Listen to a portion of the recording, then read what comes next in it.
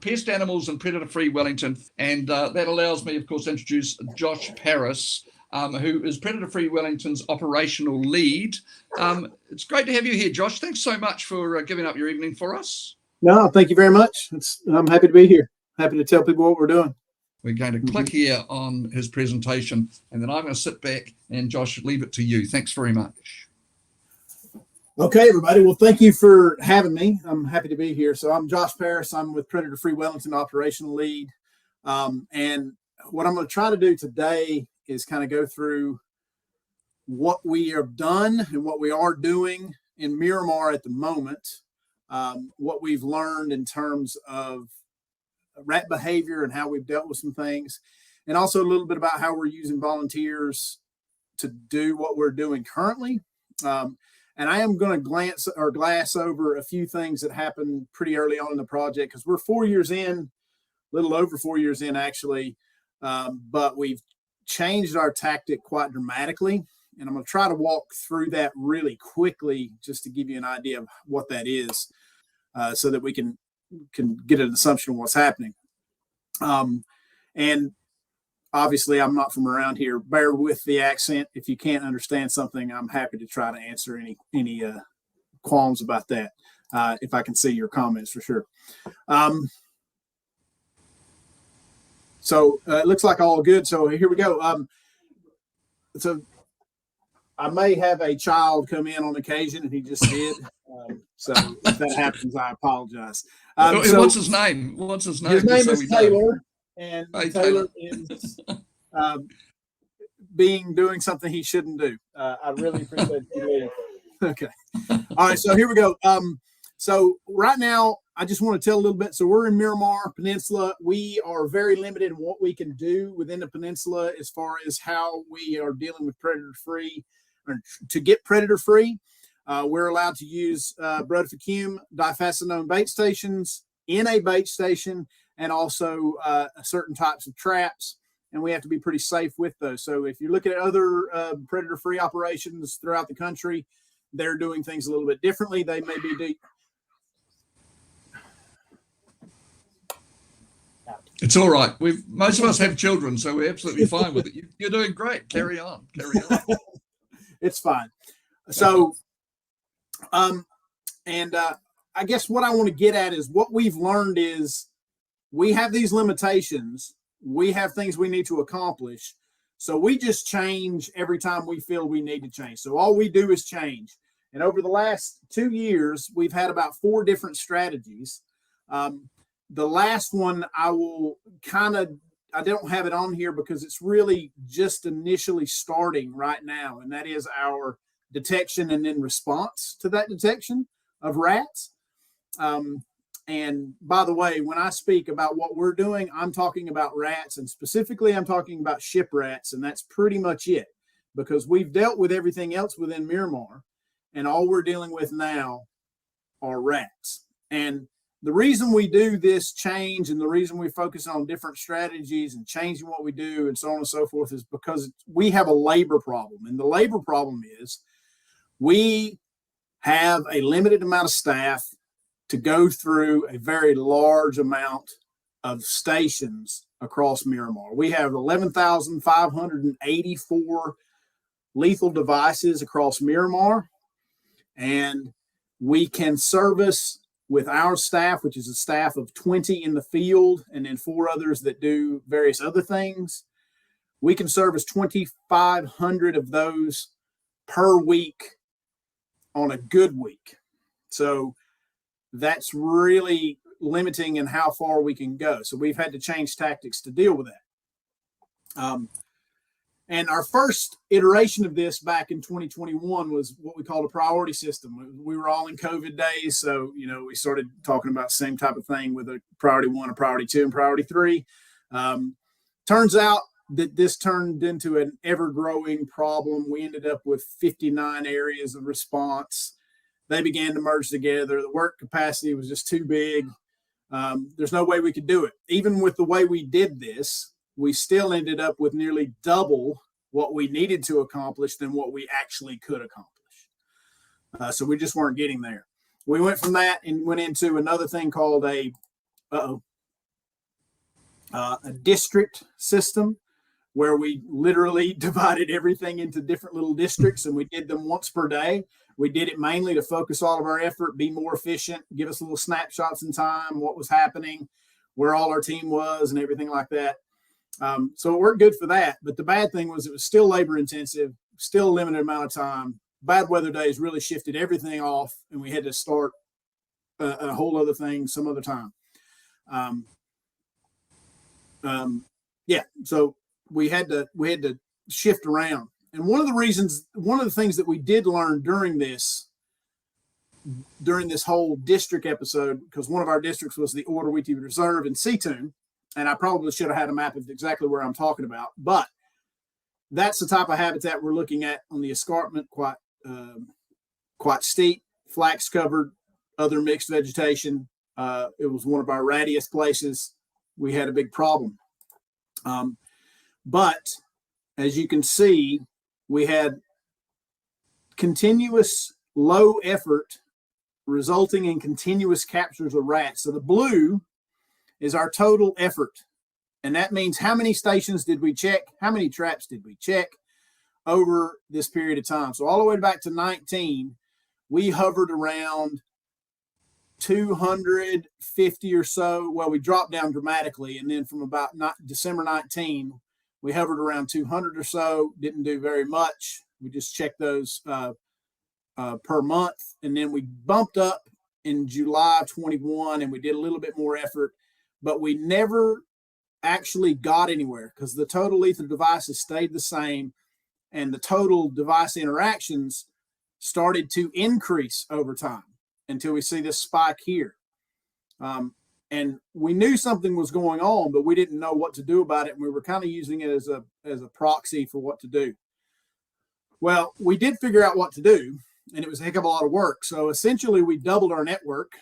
So I don't know if you can see this well, but this is prior to our action. The red ones are traps. The blue ones are bait stations, and the little camera icon is a camera.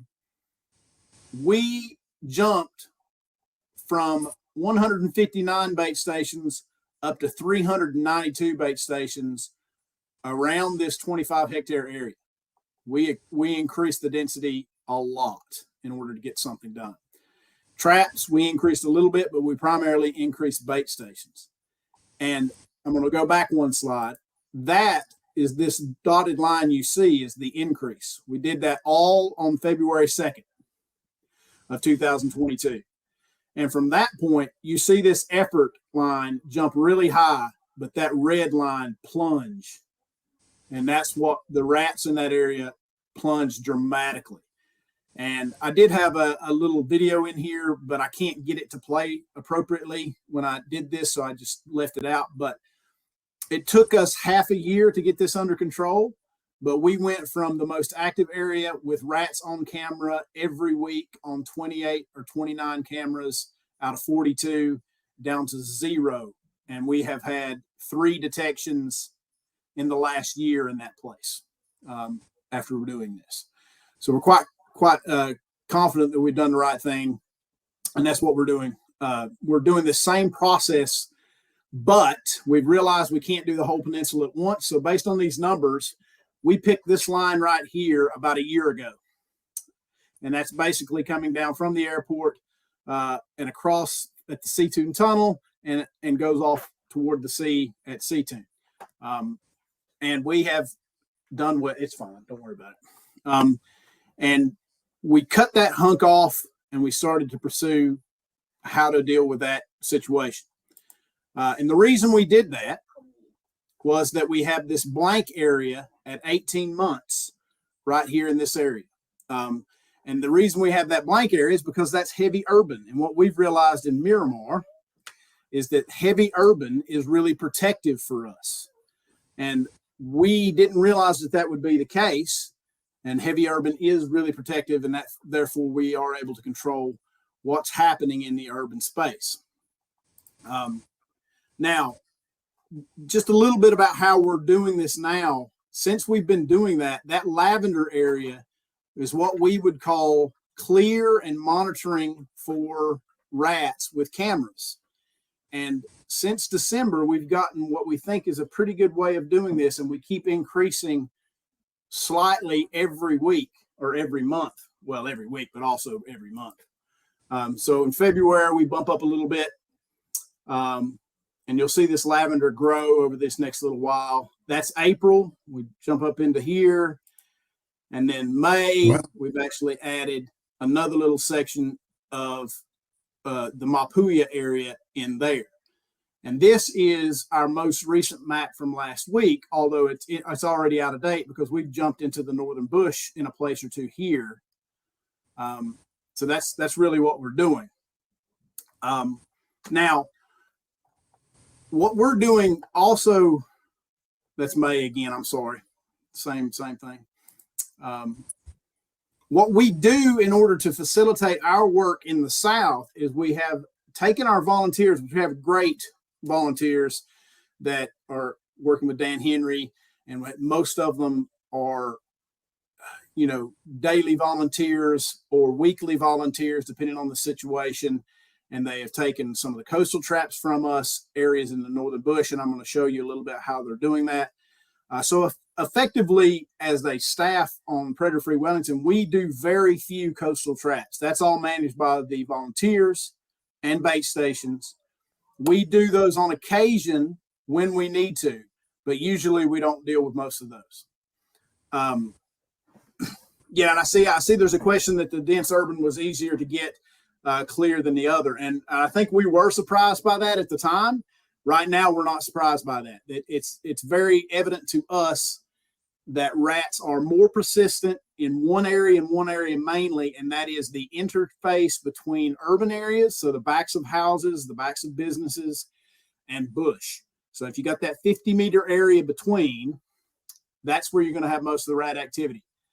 And you'll see I've got a map of hotspots in a moment. Even dense bush or extensive bush is easier for us to clear than it is the edge of the city. And you'll see that in just a second. We also use our volunteers to do, I don't know why it keeps popping back to that one. I apologize for that. We also use the volunteers to take control of certain areas. So this area here on the western coast, Mapuya, the dog park, and all the way up to the end of Council's Close, which is the end of our urban area. We've had the volunteers for the last year focusing more of their effort here than anywhere else. And it's actually really been beneficial, and it's kept this down. I don't think it's ever closed it out necessarily. However, we just entered there 2 weeks ago, and we have a lot less rat activity than we thought we might. That's not to say it's all done, but we have a lot less than we thought we might. And up here at the tip, there's 210 devices up here.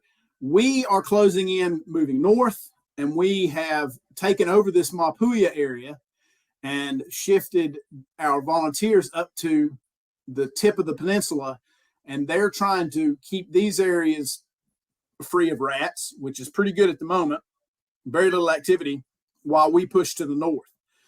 And the whole idea is that they've effectively taken 15 hectares away from us so that we can move a little bit faster.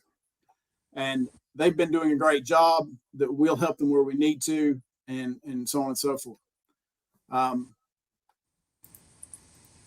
The other thing that we use I hate to say we use volunteers. These volunteers are very important for us for many, many reasons. Support of the backyard trappers, being backyard trappers. I'm reading the question on Norway rats. So I probably didn't explain that well. So we started collecting data that speciated rats, Norway and ship rats, about 3 years ago. But at the point in time we did that, we were getting very few Norway rats on the peninsula. So we are assuming, and it's a big assumption because we don't have the data to support this, we're assuming that we cleared Norway rats in about 6 months to a year, and we got rid of those rats. We knew they were present, but we don't know to what level they're present. What we are encountering and have been encountering for the last 3 years on Miramar are ship rats almost exclusively. When we get Norway rats to show up in the system, and I'm going to show you that down here at the bottom of the presentation, they are showing up crossing the airport boundary, or they're coming in on some sort of vehicle or something like that. So that's why we're dealing with strip rats only. Now, the truth of the matter is, we don't necessarily know what the Norway situation is going to be once we cross the airport boundary and go into full eradication mode in Louw Bay and in Kilbirnie. We don't really know. We assume that we'll be able to clear them the same way that we did. However, that is a question that we don't really have an answer for yet, because we are not 100% sure that we were dealing with Norway rats in an extensive area anyway. But we are dealing with ship rats. And I hope that explains that question. No, very good. No, very good. Thank you. Yeah. So the connections, all right. But for our volunteers, are very, very important for us for maintaining connections, report and response. So we need those urban areas to be looking for rats. We don't have the locations to put cameras. Our camera network is very dense. There's 350 cameras across Miramar, and we're adding 40 some more this week, and probably need to add another 50 2 or 3 weeks after that. So we're going to have nearly 450 to 500 cameras when it's all said and done. But we can't monitor all of that area in the center around houses, around businesses with cameras. Number one, there's no good habitat for it. And secondly, we would lose a lot of equipment and have to have way more equipment than we have. So we're relying on word of mouth, people to report things. They report that to the volunteers that work on the peninsula. They in turn get in touch with us, or they get in touch with Dan Henry, and then we go and find out exactly what's going on there. That's really imperative for us. We respond to every one of those that come into us. It may end up that it's just mice. Hopefully it is. Sometimes it is rats, and then we deal with it. Other times it's just something we can't necessarily verify, but we will look at it. And that all comes from this relationship we've had from volunteers and from our people working with the general public. And they're advocates for us for on site, because we're actively engaging on thousands of properties every week. And the only way we can do that is with good interaction, and our volunteers are imperative to that kind of stuff. And, reporting the good things too. Kakariki on the peninsula, Kaka have shown up on the peninsula, lots of penguin sightings, more penguin sightings on camera now than we get rats on camera. Weta is up drastically. So are Waka Waka, Tui, you name it. Things are on the increase dramatically. Lizards of all kinds, geckos and skinks, massive numbers of those compared to what there were before. And all of that stuff that's getting reported through our volunteers, and it's posted on their webpage, Predator Free Miramar, and then sometimes picked up by us. Other times we just let them go with it because that's what they've done. And it's also quick reply, quick feedback of what's going on, and 24 hours a day eyes on the situation. And so I'm going to switch a little bit and answer more of this rat question, which is urban versus or Norway versus ship rat. And basically, I'm going to glaze through some of this because there's some of these that are really big, and a lot of you probably want to hear about, and others of them are, pretty simple and not a little more detailed than maybe need to be. But first of all, this is what it looks like for us over all of our data for ship rats in orange and Norway rats in green. So since we've been recording it, this is what we know. And that is that they are divided by this airport, and we have way more Norway rats on the Louw Bay, Kilbirnie side than we do on our side. And that's good. And as long as it stays like that, we'll be great. I see a question about possums and mustelids. No, we are down to strictly rats. The feral cat population does exist. Probably more information on that from Henk when it comes to some of their work on that, but we do have feral cat populations. We do not deal with those. We do possums, mustelids, rats, both species. And we have been free of mustelids for 2 years, possums for almost a decade, and Norway rats for 2 years, except for minor incursions. It's ship rats that we're dealing with now. So the favorite Norway habitat is developed urban, highly developed places, the wharfs, the riprap, the compost bins, rocky beaches, boulder banks around the coast. That's the type of places we deal with Norways. They behave quite differently than do the ship rats, and it's quite an interesting situation. I'm going to throw two little studies in here that show you what's happening. So Norway rats, one on the coast here in the riprap, and then another one across from New World at the gas station inside a bait station. So that is where we found it, right there at the end of that, in a little bait station, right there in those little shrubs. And that's what it looked like. It had formed a nest. And we found this because a resident of Miramar actually reported it, a dead rat on the sidewalk here. We went in, surveyed the area, found this thing, which was very close to where we found the dead body. And turns out likely the rat that came back to here. So where this rat came from is a little bit of a question, but based on what we know, it did not cross from the airport down through the gap. It may have come in on a vehicle, could have been something else, but nevertheless, that's what's happening.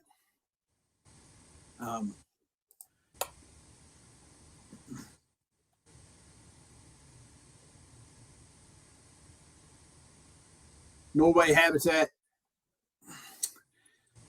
So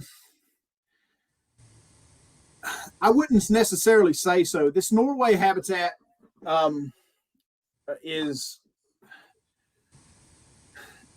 it's very, very particular to areas and burrows that they can get under something that they do themselves. And so it's a different in as far as where they're found in the rubble. But location wise, yes, I don't think necessarily habitat wise. And that was answered to Bonnie. So this is the area that we're talking about. It's in the north side of the airport where they're digging underneath these boulders, getting up under and digging out and excavating themselves. And it's in around, nesting boxes and stuff like that, but it's actually independent of those and up under boulders and rocks. This one was quite difficult to deal with, but we were able to deal with it by putting down poison inside these holes. And that's the ship rats. We're going to go back to those for a second. And I want to focus a little bit on this because we understand a heck of a lot about this and more than we do on anything else. This is a hotspot map of where we have found ship rats on the peninsula. And it's a little bit hard to see on the left, but I have the contours up here. It's pretty simple. If there's a steep contour, then we have rats on it. And that's a little overly simplistic, but it's true. The only exception to that is down here in the deep south, where this is all bush. That is not, that's not a lie. That's not anything wrong. That's true data. That open bush that is relatively good native bush, just newly forming and newly regenerating, is absence of rats. And it always has been. It has had rats in it, don't get me wrong, but they have been relatively easy to control when compared to these others. Now, one species of plant and one species alone is common in all of these escarpment areas, and that is Cape Ivy. Okay. Cape Ivy, Cape Ivy, Cape Ivy. And unfortunately for us, when we find Cape Ivy, we find rats on Miramar. It's just a fact. We have done it everywhere. Now, if it's a small enough patch and we're able to control around it, we do okay. Otherwise, we have rats inside the Cape Ivy. So that would be the number one there. Anywhere in the city, if you're finding this, if you're trapping around it, great, do more of it. If you're baiting around it, even better, do more of it, because that's a situation where we have the most trouble. And this is a little bit of data to support that. So this is a max int analysis, is maximum entropy. It basically shows the relationship of a particular thing to an activity by an organism. In this situation, ship rats, and the particular thing we're looking for to show that relationship with was Cape ivy, the presence of. And this is simply showing as you move away from Cape ivy, the incidence of rats drops dramatically. So effectively, your distance from Cape ivy is a direct relationship on Miramar for the number of rats. The closer you are, the more rats. The further you are, the less rats. Yeah. And that is pretty cool, actually. But it's also quite annoying because we have quite a lot of Cape ivy within our areas. So that one's the number one takeaway. But we also have other areas that are important too. Any kind of dense vines, exotic weeds, blackberry, honeysuckle, English ivy, banana passion fruit, Elaeagnus hedges, they're all a problem. Less so than Cape ivy, but they're still there. And then you've got a lot of regular vegetation that's, vegetated banks, berms, gardens, stuff like that are a problem that we run into. Coastal habitat is, it's hard to control, and that's, hetakiki, caddo, cabbage trees, all of those type of things. We're going to have issues with those. Mainly flaxes, that's a big deal. And then you've got all the little microhabitat stuff. So sheltered under logs, stumps, piles of rubbish, food sources of any kind. Those type of things really, really cause us some problems. These type of things are relatively low density problems. So pine plantation up in the north, not really a problem. The pastures, not really a problem. Open native canopy here, very little problem. There's just not much cover on the ground. Those areas are not really got good for either species of rat. We've changed a lot about how we do things. This is the network that we had in 2019. Notice you have all these things out in the middle of these fields, in the golf course, under trees that have very little understory cover, but mostly canopy. This is what we do now. Notice the density in the bush, no density around the edges. And this is the common factor, what we do now. This is what we were doing. This is all learning from what we should do and what we shouldn't do. And we have some tips for placement. So, if you have any of these areas in your trapping area, we need to increase device density, increase the servicing frequency to make sure that they're clear. They don't use habitat uniformly, so if they're going to use runs and little fingers and denser habitat than they will others. You need to target that microhabitat that's good for them. In our case, it's Cape ivy and lots of dense things. And we utilize dog detection. I know that's not necessarily what people are doing as volunteers, but it is very important. And should consider pest plant removal. And I would recommend that if you have rat problems individually, or if you're wanting to try to deal with it as a city or a suburb or anything like that. If you can remove some of those areas, it will benefit your ability to eradicate rats specifically. And then I'm going to power through a couple of things here. These are just shoe cards. I just want to speak a little bit about how good our people are getting these days. We can tell a Norway from a ship rat on a chew card. We can tell a juvenile ship rat from a regular ship rat on a chew card. They're really good at that these days. I cannot say enough about our field workers and their ability to do that. And that includes our staff, Wildlife Management International staff. They're really good at it. We are really good at detection by tracking, and we put tracking tunnels in here inside our bait station so that you can see the tracks. Pretty easy to tell fecal of the two species apart, and also the feet apart. That's helped us a couple of times to identify where we had Norway rats that we didn't think we did, and we figured that out. This is really good.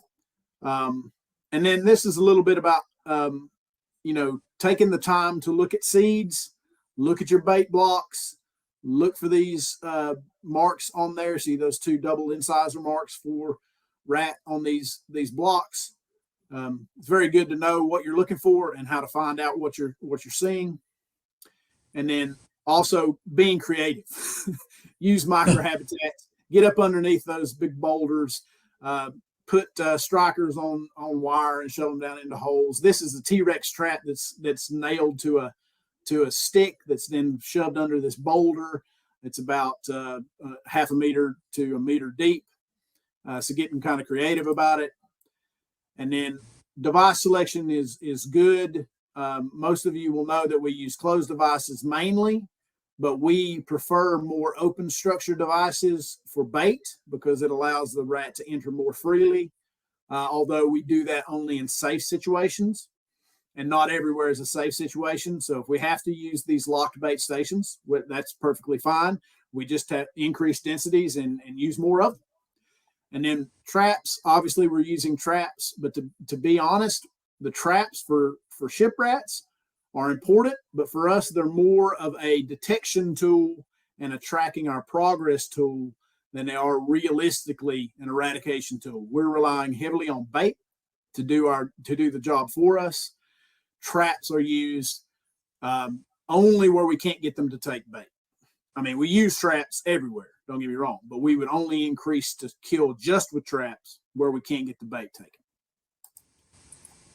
And I'm not going to talk a lot about detection and response, and this is kind of hard to see, but those little tiny camera icons are our camera network, and this is completely inaccurate because we now cover all of this area too. So we reduced some density down here and transferred it up here. So roughly 1 per hectare in contiguous habitat. So anywhere that there's continuous bush, we have 1 per hectare. Anywhere that we have little pockets of bush, we just stick a camera wherever we can get it, quite frankly. And by using that method, as of today, we've cleared 775 hectares of Miramar Peninsula. That's of a total 1,005 or 1,006, depending on how you do the calculation on our thing with the airplane. So 1,005 hectares, we have cleared 775 of that. And hopefully we can get nearly to the end of the peninsula with our main work and be close to that 1,000 by August. And that's our current state, with the exception of this area here. We opened up a little bit of that 2 days ago, so it's been a little tricky. And that seems like I just spilled a bunch of words and I've gone over a little bit, but I'm sorry about that. And I welcome any questions or debate. Brilliant job, Josh. Fantastic. Thank you so much. I suppose a question would be, are you always looking for volunteers, and how do they get in contact with you? So yes, we are looking for volunteers. So with all you need to do is what stage is the work in the next phase. I'll talk about the next phase in a second. But first of all, volunteers, you can contact Predator Free Wellington through our Facebook. You can contact Predator Free Miramar through their Facebook. You can call 1-800-NO-RATS and get in any of that information you want, and we will get that to you. We are looking for volunteers. We're always looking for volunteers. I didn't really plug, and I'm going to plug now that we have the phase 2 buffer barrier system that runs through basically the green belt of the city. And we have many traps and over 200 volunteers that are dealing with that right now. And that's been organized through our community operator team. And they do a fantastic job and are doing a fantastic job. And I'm going to try to keep up with these questions. So what stage of the work in the next phase? So phase 2, the work now is that we are building the buffer barrier that's being maintained by volunteers. And as we get capacity to leave Miramar and push into Lyle Bay and Kilburney, that is what we will do. We will leave Miramar itself, except for the cleanup we have to do, and start the install to do full eradication, pushing out from the airport toward Lyle Bay and Kilburney. But that's a little bit up into question is when that will happen. It will happen when we get to the capacity to move people off the peninsula on a daily basis, which will be in the next 2 to 3 months. What do you see as the major challenges for the next phase?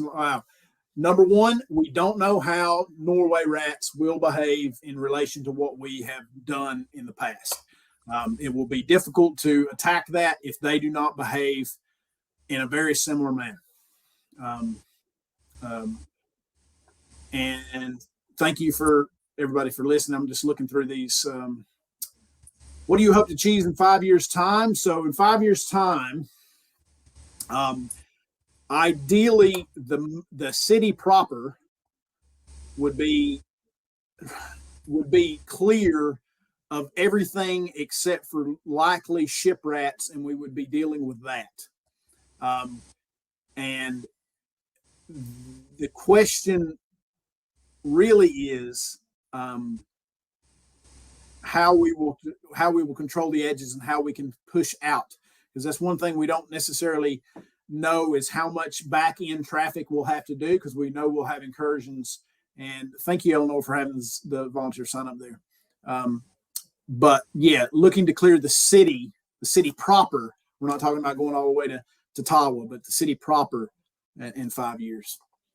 Talked about James with that today. Let's see. What work have you to continue in Miramar after the field staff? All right, so after the field staff leave, we still need to kind of redefine and re-establish our biosecurity plan. We're basically in a biosecurity monitoring phase in most of the peninsula now. So as in, when I say city proper, I'm basically talking about dense urban areas going all the way to, say, Nio, Wilton area, those type of places. When we get into bush, that would be, non-dense urban areas or surrounded by that. That's what I mean. And I don't have a really map to show you that. I apologize for that. But that's really what I'm talking about. So Miramar will have to have a response plan that includes some volunteers, and it'll also have to be some of our staff to deal with things, because we will have incursions into Miramar for a period of time. We will have to somehow deal with those, but we'll have to deal with those in an efficient manner. Some of that can be done by volunteers, but when we get into situations where we have urban areas that we can't send volunteers in for various reasons, whether it be property access or protection of private property rights and any of that, and have to use staff, we'll have to send people in there to do those. We don't anticipate those will be huge amounts of things, but it will occur, and that'll be managed through a small camera network, some automatic detection devices on the traps, and then some chew card, wax tag, and tracking tunnel lines that we have yet to establish that will be done periodically during this, as well as dog detection throughout the peninsula in certain places. Brilliant. Josh, thanks very much. And we've got a question here that Mike's asked about the problems of cats, feral and domestic, ? And it might be the perfect segue into Henk, who I know in his presentation talks a little bit about feral cats, etc. Can I thank you very much? I mean, you did incredibly well there. Your son came in the middle, was a star. And then at one stage, your partner came in and just sort of packed your 7-year-old back off quietly. Very nicely done. Great team effort. Thank you so much. That's no problem. It's tremendous. And just finally from me to you, is there any sort of words of advice you can give to groups that are not as far through as you are in this knowledge that might just help them to continue to learn and observe? What would you personally say to these groups? It may be just that, to continue to learn, continue to observe. Do not close your mind to something just because you have an idea about something. The truth is, we are learning how to do this. We don't know exactly how to do this yet. And if we get stuck in a way of we're going to do it this way and that's the way we're going to do it, that's not going to work.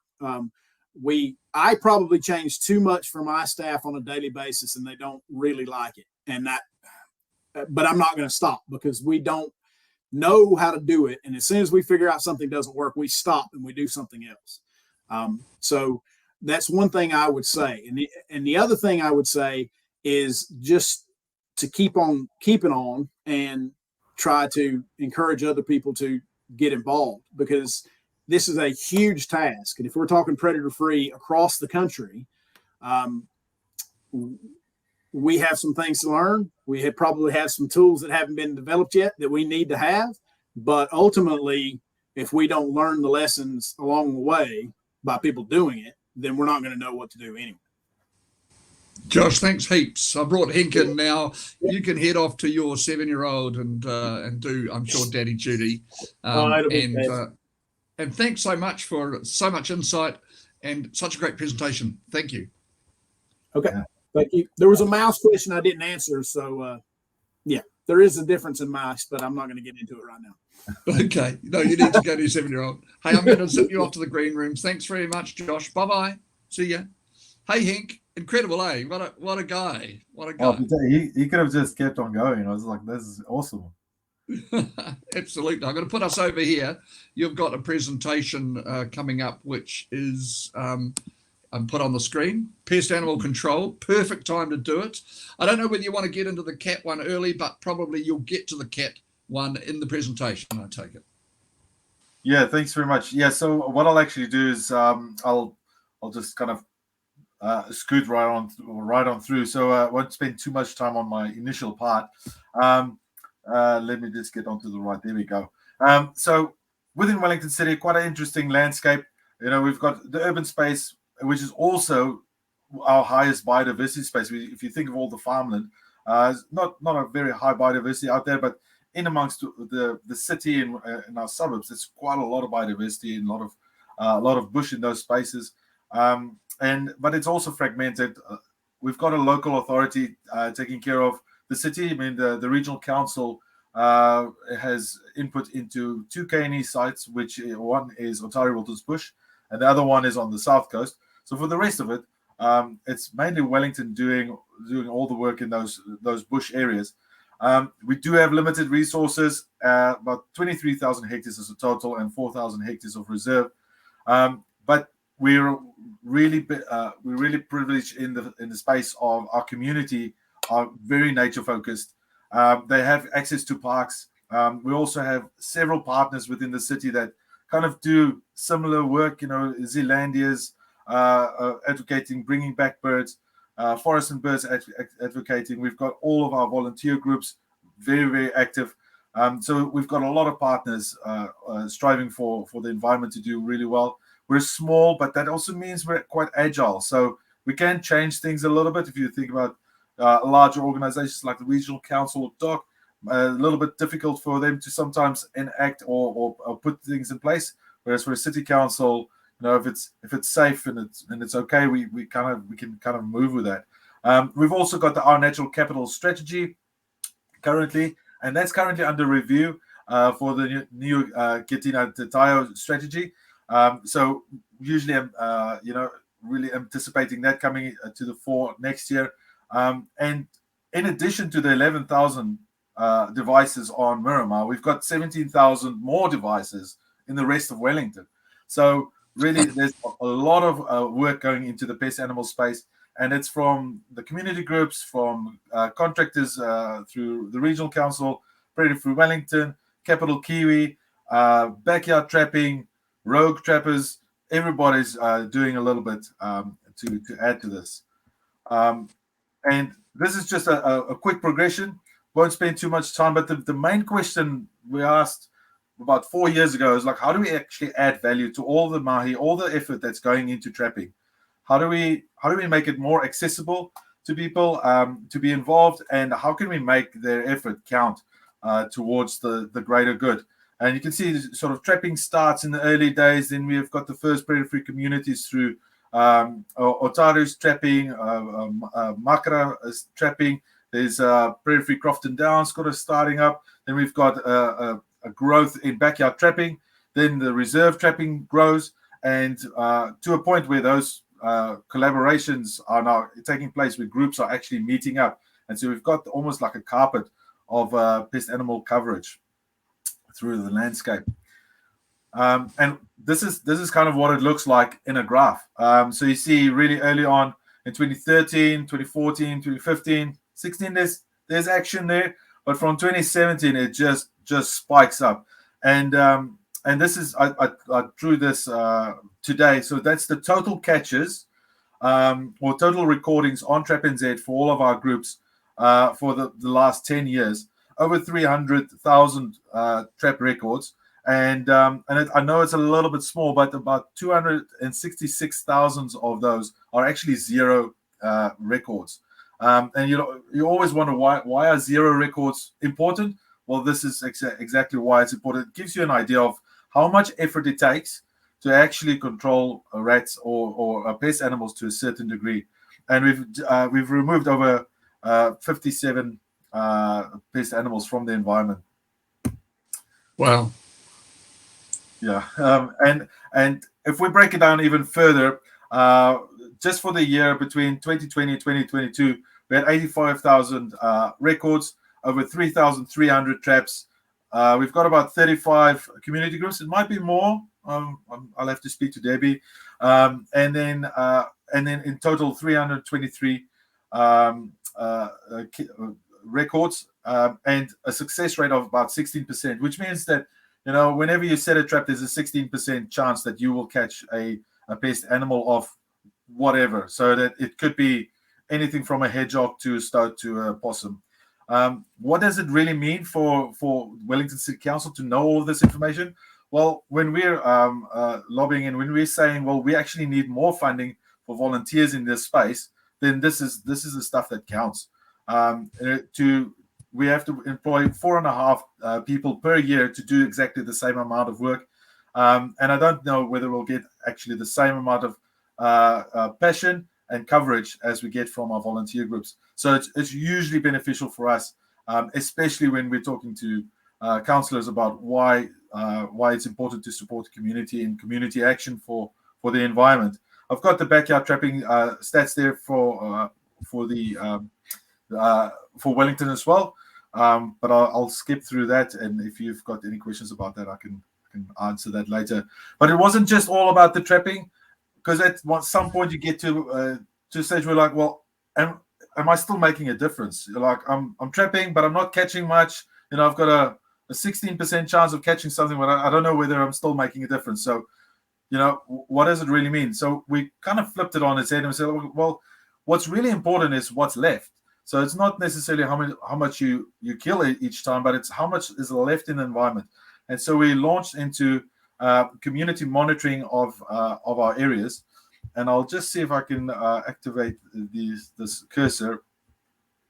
And we've got Zealandia over here in the middle.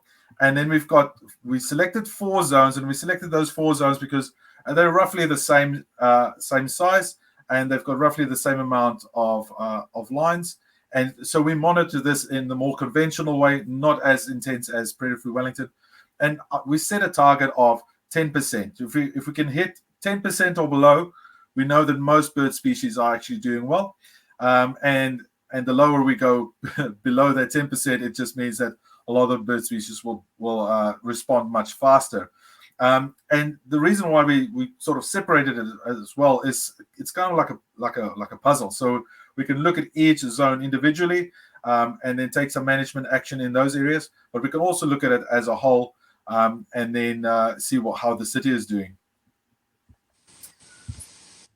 And then when we look at the outcomes, the proof is in the pudding. We've got our forests, which are dominated by native birds, 40% more bird encounters, and over 70,000 citizen science records, which is amazing. This is people just taking a photo of birds in our reserves, which is fantastic. And then from our bird counts, we can see that, kaka, kerero, kakariki, tui, piwakawaka, all the numbers are up. And then last season, unfortunately not this past season, but the previous season, we had Titi Punama breeding in Taiao Hill and in Makara Peak for the first time in over 100 years. And that was about, 2 to 3 years after they were released in Zealandia. So these birds are moving through the landscapes, through people's backyards, and they're using our spaces, and it can only happen if we are creating those environments for them. Now, what about cats? Yeah, there was some talk about cats, and Yes. And it is a challenge, and I think every council's got a different challenge. And then Wellington City, it's that urban space. It's one of the big challenges are, well, people live really close to these areas of high biodiversity, and how do domestic or pets actually impact on the wildlife, and what can we do as a city to reduce that risk? And what are we doing about strays? What are we doing about ferals? That's actually a feral cat from Tekopo, which was picked up through the Capital Kiwi program. So Wellington City Council, we're working with a cat rescue and with the SPCA. And we're doing snip and chips. We're collecting up strays. And sometimes the stories that we see is actually quite horrible. So from an animal welfare perspective, it's also really critical to start focusing on some of these stray cat colonies. And then I don't know whether you've seen the cat collar, which has got the different color coding, which we've launched into. We're thinking about doing a Taiao competition next year, and we're always looking for innovative ways to promote responsible pet ownership. So if you've got any ideas, you can just flick it through to us, and we'd be keen to have a conversation around that, because cats is really at the forefront. And obviously, with the animal bylaw being reviewed, cats are also being reviewed. So have a look out for that. The consultation process is coming up. I think it's in the new financial year, so from July onwards. And I think, if I can just butt in for a second, I just think that's all part of it, isn't it, Henk? It's like that people who are owners of cats, we need them so clearly in the conversation with you rather than on the outside. Oh, yes, very definitely. Yeah, no, definitely. I mean, look, cats have an impact on wildlife, but there are several other issues for cats being outside as well. Like at night, that's essentially when they get run over, or they get mauled by another cat, or that's usually when they get injured. And so there is a wildlife component, but there's also a definite animal welfare component. And I think when we talk about responsible pet ownership, there's a sense of ownership and responsibility that goes with that. And that requires us to take certain actions and a certain kind of behavior with our cats. So we're going to keep on pushing that in the responsible pet ownership. And then on the back end, we're going to look at how do we remove some of those species or those animals on the streets that don't actually have a home. Judy's just asked you, do you have any idea how big the feral cat population might be, or is that something that's maybe being looked at the moment? Yeah, so we are looking into that. We know of certain areas of high cat occupancy. So, for instance, and sometimes you don't even know. Like we most recently we looked at a site in Linden. We had a cat complaint of a couple of cats coming into this property. We did some trapping there with a cat rescue. At the end of the day, we removed over 70 cats from one property. All right. So yes and no. And for instance, a site like the landfill, that is a clear site where there's heaps of cats in those spaces. And feral cats move through the landscape. You see them from time to time, but the full scale, we probably don't have a clear idea, but we know of hotspots where they do occur. Yeah, thank you. It's a good conversation. Thanks for having it. That's great. Oh, awesome. The other thing, and Josh just sort of touched about it, is what about weeds? Can we actually do something about weeds? Can we remove 2 weeds and remove 1 rat? Can we disturb them out of their space and ask the rats to actually choose a different option? They can't just go for the easy option within the Cape Ivy. Are there clear relationships from Josh? We can hear there is a clear relationship.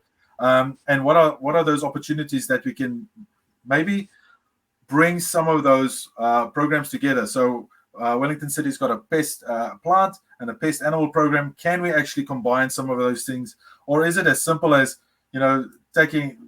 removing some of the Cape Ivy when you go trapping or something like that? Are there ways that we can do a 2-for-1 deal and actually get some great benefits for the environment in that way. And sorry, these are just a lot of questions, so have a think about that in your own space as well. And then I'll just talk about our feral goat program, because it's probably not as as well known as the rest, and it might be quite small. But what I would like to show is the green is our reserves, the yellow is the operational areas. Sorry, I just had a quick look there. Is the operational areas.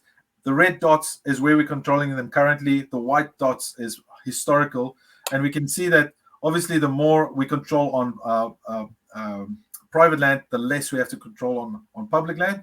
Why is that important? Well, the way that we control them is through a high-powered rifle. So the less running around with a high-powered rifle in our reserves, the better for safety for everybody. But it also means that a lot of our high biodiversity sites are well protected, so it can regenerate on its own, and restoration planting can go forth without worrying about goats ripping plants out of the earth. And you can see, look, that's 11,000 goats that we've removed over the last 10 years. I can only imagine what it would have been if we hadn't actually started 10 years ago removing goats. And so you can see we are actually controlling goats around Terrafiti, which is kind of the last stronghold of goats. And we're kind of ring fencing that, in about 80 to 90% of all the goats removed is in that space. So just a way where we looked at something spatially, and it means that we can actually strategize and control it more effectively in that space.